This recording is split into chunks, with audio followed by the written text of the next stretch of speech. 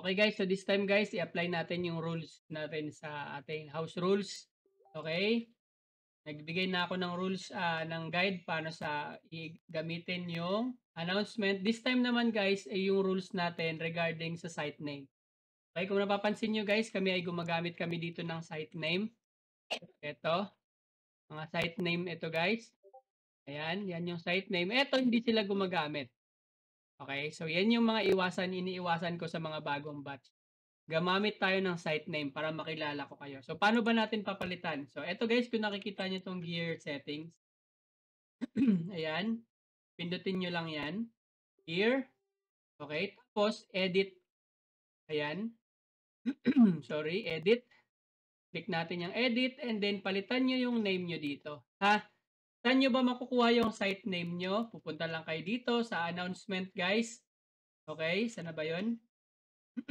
Punta lang kayo sa announcement. Dito, and then click nyo lang ito, yung list ng name nyo. So, nandito guys, ito yung site name. Halimbawa, si Marco. Okay, so, si Marco, ito yung site name niya. I-copy lang niya to. Okay, i-copy niya lang yan. Copy, and then punta sa dito sa Ginger, ay dito sa Discord, edit, and then i-paste niya yung name. Okay, so i-paste niya lang dito sa display name, and then save. So, okay na yun. Ganun lang kabilis magpalit ng site name dito sa Discord. Okay guys, so pakiusap na lang guys, pakipalitan nyo na yung name nyo guys para makilala ko kayo once na mag-start na tayo mag-work. Kasi napakaraming mga names guys pare-pareho. Okay, so meron tayong mga code or ID para makilala ko kung sino kayo doon. Okay, so yun lang guys, salamat.